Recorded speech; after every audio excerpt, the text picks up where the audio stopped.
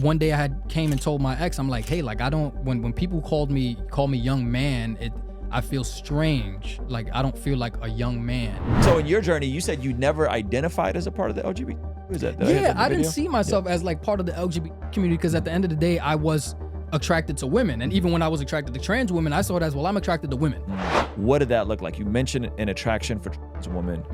What did that ever materialize into relationships, or was that just kind of more like an online fetish? Ruslan. At that point, it was so interesting because.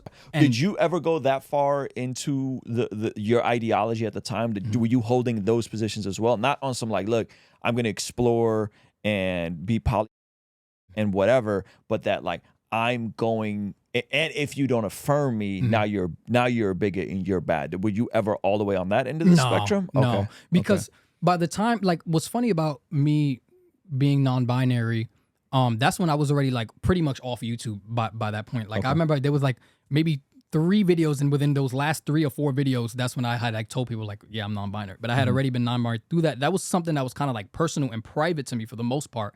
But then people would ask questions, and I was just like, yeah, if you see me dressed in this certain way, that's why. And so that was like something that was private to me. That was something that like I feel like that's not something that I'm gonna impose on somebody else, right? Like I'll tell somebody, hey, these are my pronouns. If they messed it up, you know, or if they chose not to use those pronouns, how am I gonna tell my family, oh yeah, I don't want you calling me this? So there were times where you had preferred pronouns, however, your family would not use them. Was that real? Right. Wow. What were your pronouns at the time? They, them. They, them. Okay. But it's hard to explain to a Hispanic family what they, them is when the entire language is gendered. Yeah. Él y ella. Yeah. They try to do something where they said Latinx. Latinx, I remember that. Or AX. Yeah. I'm like, what is AX? It's still, no, it doesn't work. Like, it's a gendered language, even like la radio. Yeah. It's not, so it's. Yeah. So how did you get to that place of identifying as non-binary? Like what was the catalyst to get there? I guess I always had issues with dissociation. Okay. Just because of the repeated traumatic environment that I lived in. And so I didn't like, it felt like I was a ghost. Like when I was 12, like it went from feeling like a ghost, like people couldn't see me, or like I was a thought in someone's head. Like I would question, like, am I real? Like, is this actually happening?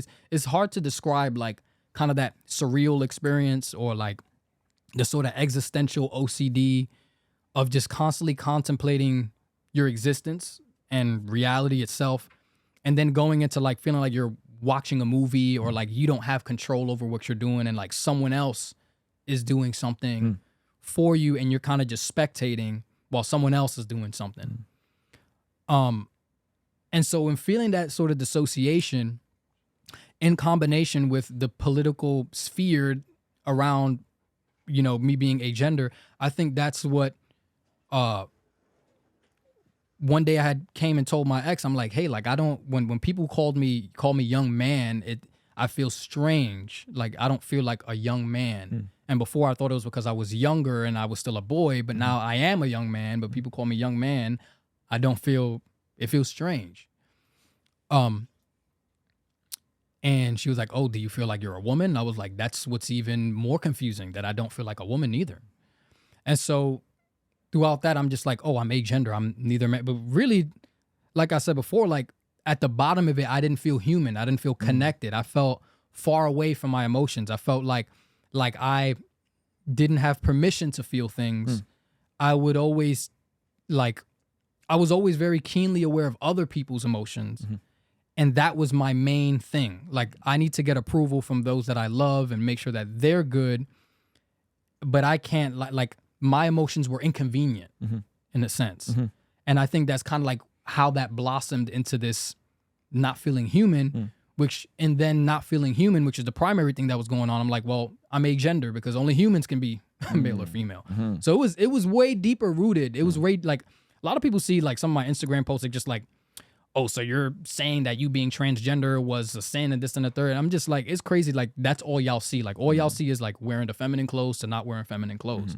but it's way deeper. And when you look at a lot of this stuff and people don't want to admit it, and they'll say, "Oh, I had the perfect childhood. Like I'm gay, but I had the perfect childhood. Ain't nothing ever happened to me." So how is it that constantly when people that are like people like us, we go see therapists and we do have problems, but then they'll turn it around and say, "Oh no, the problem comes from not the problem comes from people not affirming you." But that's not true. The problem happened way before that. And we'll say like, "Oh, because people are not accepting me, that's why people that are gay or trans, that's why they're depressed or have suicidal thoughts and this and the third." Yeah. So yeah, it is interesting that as the rise of mental health awareness has happened, which I think is a good thing. I think there are people that deal with mental health stuff that need treatment and therapy and whatever, that at the same time you've also seen this rise of these identities being more and more prevalent, you know? So you would think that like there wouldn't be such a correlation, you know? And I'm not saying there's a causation, but there definitely seems to be a correlation that as people are more aware of their feelings and their depression and their anxiety, all of a sudden there's this rise in all these identities and all these different things, which is a very interesting observation. In your journey, you go from being non-binary to then full on like an attraction to, you said trans women on that testimony. What was that like, and how did that happen? Well, when you're, and I have a theory to tell you after the suit regarding like all the different identities giving rise. So remind me about that if I forget. But it before even like taking on that identity, right? There was already that sort of moral relativity. There was already that sort of everybody lives their own truth. There is no such thing as truth. I literally had this philosophy called there is no right or wrong, only perspective and circumstance. So your circumstance influences your perspective, but your perspective can also make you act to change your circumstance. And those things are kind of like a yin and yang that manipulate one another, and we don't know which one came first, in a sense. Sort of like picture an infinity symbol. That would be perspective and circumstance. And so that was kind of like the developing philosophy that I had.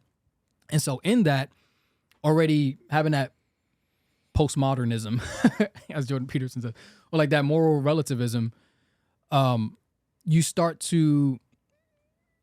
able to accept other systems, which is funny because it's like you reject systems, but then you just take on another one. You can't get out of systems. Everything is a system. That's good. We live in a universe that is a system. And people want to be down with hierarchy. There's hierarchy, period. And so when you see that moral relativism and like, oh, nothing means anything, anything can mean anything. If someone says, oh, a woman is a woman is a woman, you can't even like define what a woman is. If someone says they're a woman and they're dressing like a woman, acting like a woman, it's like, oh, well, yeah, that's okay. Like, and you know, you're attracted to that because they're literally, it becomes a sort of performance. So in your journey, you said you never identified as a part of the LGBTQ. Is that yeah? I didn't see myself as like part of the LGBT community because at the end of the day, I was attracted to women, and even when I was attracted to trans women, I saw it as, well, I'm attracted to women, right? Like, and so I never identified with being LGBT. You know, like I never. I always felt like a loner anyway. So if I'm just like, I'm agender, as in like I just. That's my experience. I don't feel like a man, nor do I feel like a woman. And isn't it interesting that like, because of how you felt, your person who you were in a relationship with at the time drops this thought in your brain of like, oh, that means that you know, maybe you feel like a woman. Yeah. Well, no, I don't feel like a woman. Okay. Well, maybe you're just non-binary. And now you're using different pronouns and you're living out this identity because an idea was presented to you. That's crazy how we think about it. And then you go, at one point you said that you're wearing like feminized clothes, and it just keeps compounding because of how powerful an idea is. Like that's wild to me when you really strip back that, because then I go, what's the opposite of that? What about good ideas? What about beautiful ideas? What about goodness? What about ushering in those values into the world? Like those also can start with just an idea being deposited in somebody. Right. I want to hear how you transitioned, pun intended, from all of that. But at your most full on state, what did that look like? You mentioned an attraction for trans women. Mhm. What did that ever materialize into relationships, or was that just kind of more like an online fetish? Mhm. And then I want to hear how you came out of that. Mhm. Like, what was the like this was like this far gone, and what would that practically look like? No, it was relationships. I was in relationships with people that were non-binary, people that were trans women, cis women.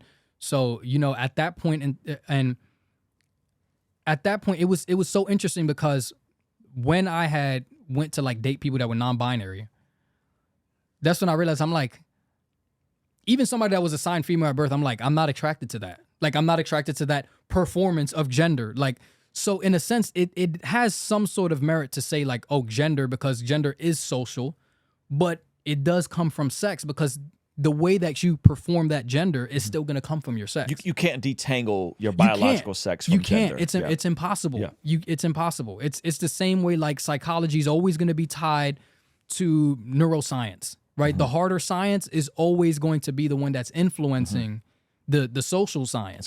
That's good. So there's no way to say like, oh yeah, your sex just doesn't matter.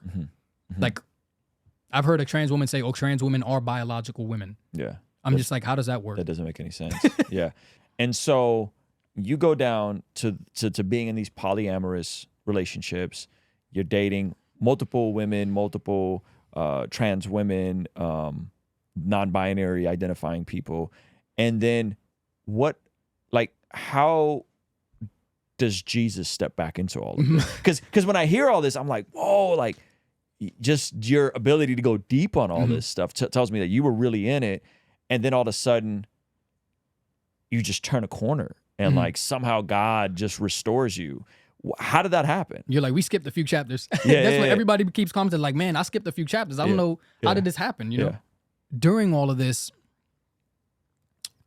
Jesus steps in later on.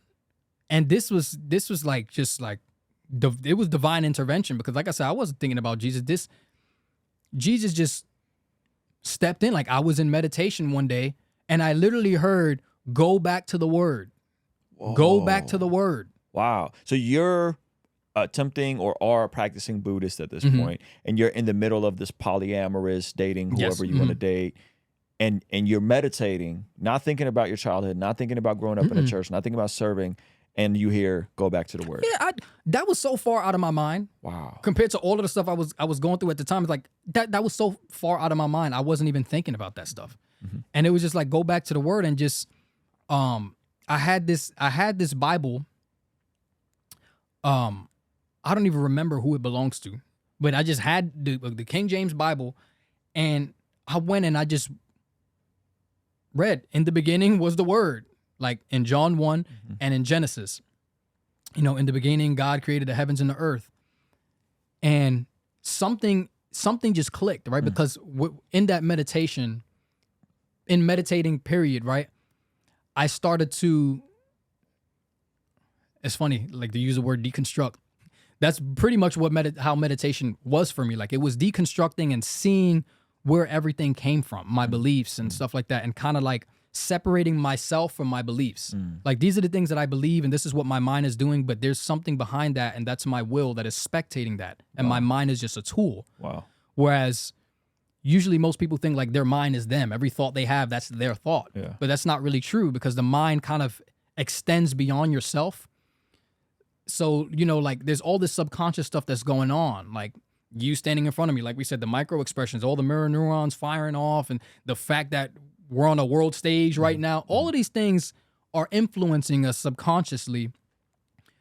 And there's a will behind that becomes aware of that. The more that you meditate, the more that you're just spectating, the more that you become conscious of there's sounds outside, but there's a me, right? It's not just my brain and it's not just my mind, but there's like a me behind the mind. You're not just your brain Yes. firing off chemicals. Right. Consciousness is a fragment of our imagination, or is what is consciousness? What is all this? Exactly. Right. No. There's an actual soul. Right. There's a person here that's created in the image of God.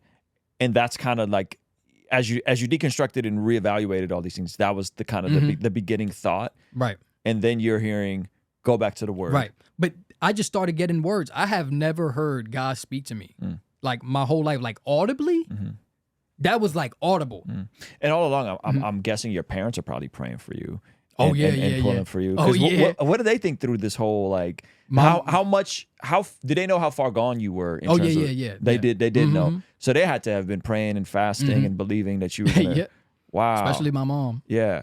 Hey, if you want to see the extended version of this podcast, completely unedited, consider partnering with us in our online community for as little as $5 a month. In exchange, you get access to these podcasts as we stream them live before anyone else gets to see them. You get access to the replay of our daily after party streams, access to our private Discord server, access to discount codes, and so much more. So help us continue contextualizing the gospel through media, podcasting, and YouTube, and partner with us for as little as $5 a month.